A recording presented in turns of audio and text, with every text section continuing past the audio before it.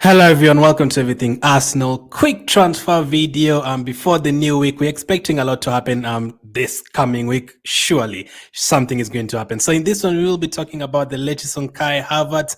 There will be probably be progress tomorrow. There's a meeting that has been scheduled, so we'll talk about that one. And also the latest on Thomas Partey. Could he be another player on his way to Saudi Arabia?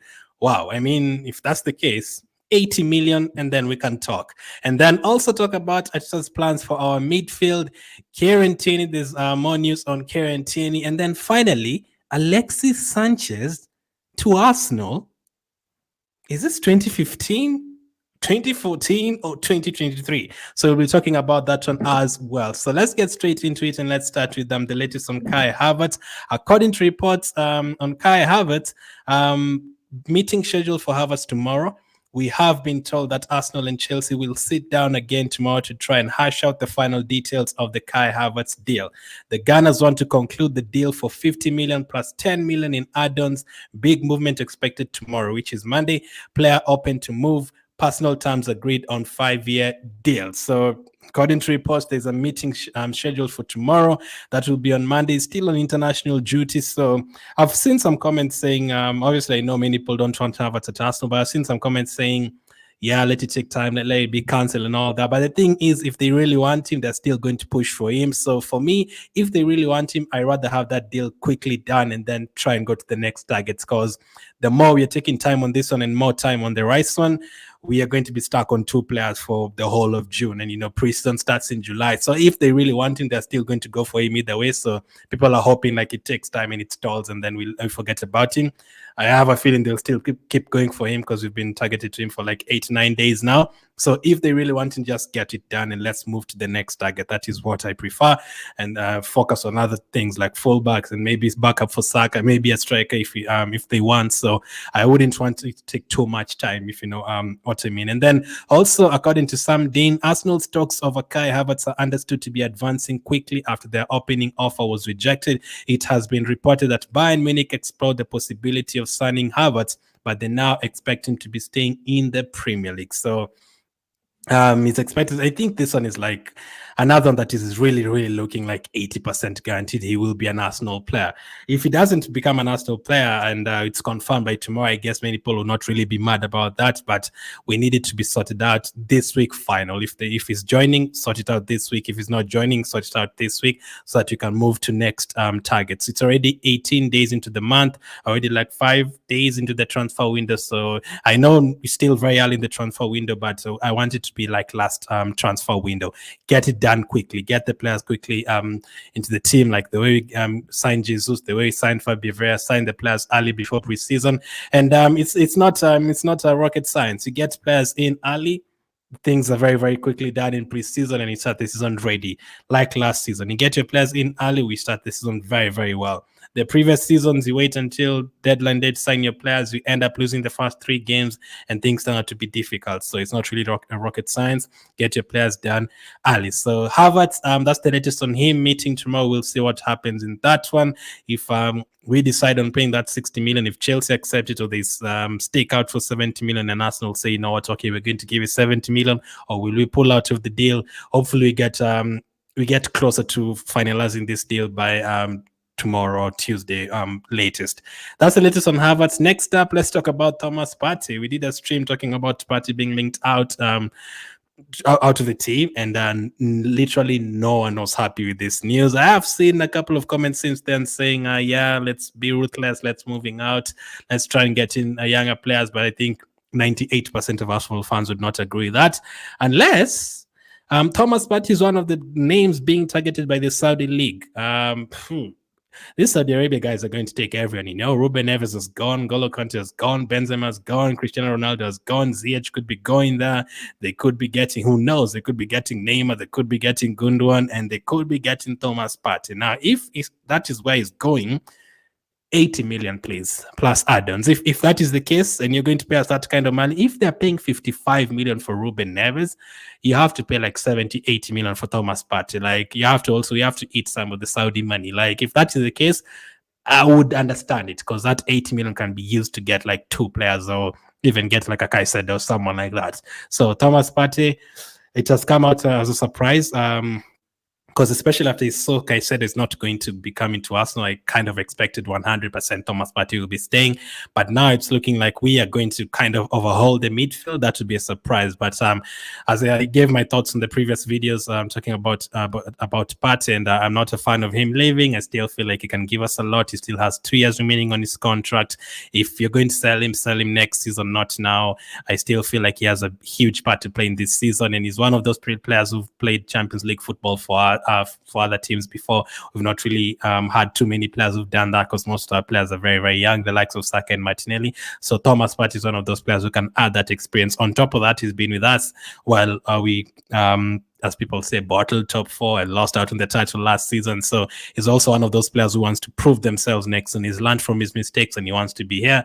And didn't really get injured that much last season, so I would still keep him for at least a season, and I would keep him for 2 seasons and then let him go on a free. That is what I'd do if he's not signing a contract. So, but it's looking like he wants to overhaul the midfield. So according to reports from Sam Dean, Arsenal's pursuit of Declan Rice is just the first step in a planned midfield overhaul at the Emirates Stadium this summer, with Granit Xhaka and Thomas Partey both potentially leaving the club in the coming weeks. So for Xhaka, we were told he's not going to be sold until we get someone like a Declan Rice into the team. But if Thomas Partey follows suit, I think both of them had an incredible season last time. Xhaka was one of the most improved players, and Partey was great for 8 out of the 9 months. So big performances from both of them on 2 of the reasons why we were at the top of the table for such a long time. The connection between the midfield, them and Odegaard as well. The partnership was great. I was afraid when he went to the World Cup because of the injuries, but he came back. He was still fit, and he still managed to play most of the games from January to the end of the season. So that is one of the players that I do not want to leave. But he could be going out. Same with Granit Xhaka, same with Lokonga, maybe even Jorginho. So it could be a complete midfield overhaul. So before the transfer window started, I said I needed 2 midfielders, and I would keep Xhaka, Partey, and Jorginho. So now if Xhaka, Partey, and Jorginho go, does that mean 5 midfielders?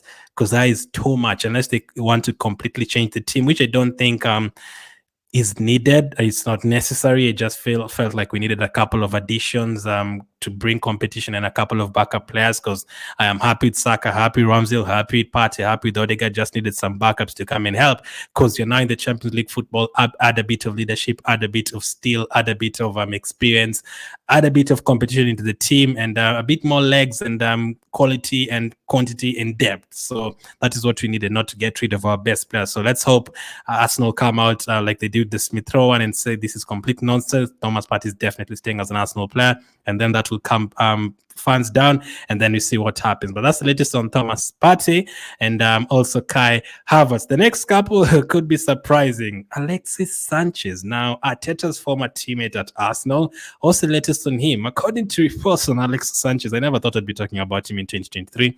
Arsenal have rejected Alexis Sanchez's request to resign him this summer. So it's not Arsenal who want him, it's Sanchez who wants to come back to Arsenal. So the truth is in the top 5 players of the Emirates era for sure.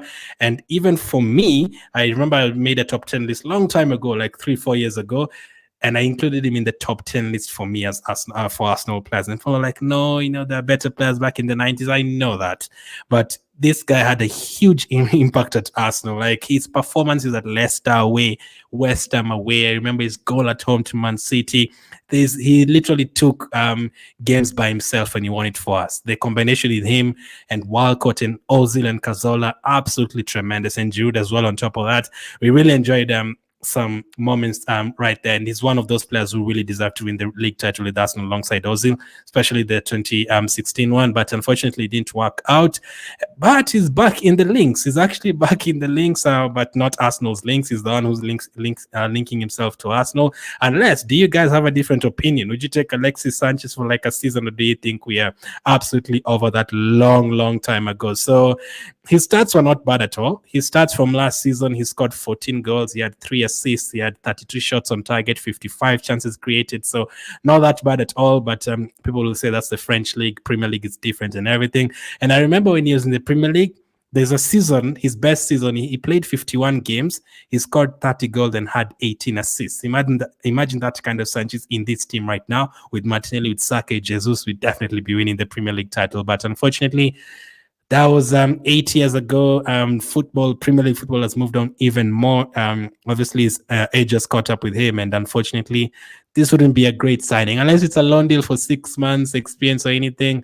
I don't think so. The wages and stuff, unless he's coming to get paid 40,000 a week, he's definitely one of the best players we've ever seen at the Emirates Stadium. But let it remain that way. And I think him leaving Arsenal was a bad decision because he's admitted it himself. It turned out to be terrible going to Man United and Inter Milan. I think he won something, but didn't really play. At Marseille, he's doing okay, but I don't think he'll have the highs he had at Arsenal and also at Barcelona. So all the best to him. Let's see if anything changes in terms of that. So I left the next one for last because it's not from a credible source, journalist or anything like that. So I left it last. So according to reports, Kieran Tierney is looking more and more likely to stay at Arsenal next season as talks with the club are progressing well. So I wouldn't really trust that update, but I've seen a couple of Twitter accounts pointing it out that talk about transfers. I would love him to stay. Obviously, most of you would love him to stay. There's also a part of me that says maybe Arteta does not really want him to go, but I don't really make a case for that because in the last like 2-3 games, Zinchenko's out and he still didn't play, still didn't feature in the Arsenal team and all that. So if he had played him and then we had Tierney is the one who wants to leave, then that would have been different. Because right now I also feel like he's the one who wants to leave for first team football. But then again, I think after changing his tactics and everything with the inverted fullback, I think he might want to get rid of him. So I'm 50-50 in terms of who wants to go and if Arteta is the one who wants him to leave. I don't know what is going to happen with that one, but I'd love to keep him. I'd love to have someone different from Zinchenko, plays an inverted fullback, and then if it's a different game and you need crosses from the wing, Tierney can play in that one. But as of now, doesn't really look like he's staying, but the latest reports saying that he is going to stay. So let's wait and see what happens. With that big week ahead for Arsenal from next week, hopefully we can get at least a deal done next week. But that's the latest on Kai Havertz, the latest on Thomas Partey, the latest on Mikel Arteta's plans. Alexis Sanchez still sounds funny, and also Kieran Tierney. Hit the like button as always, follow on social media, and thank you for watching. I'll catch up with you on the next one.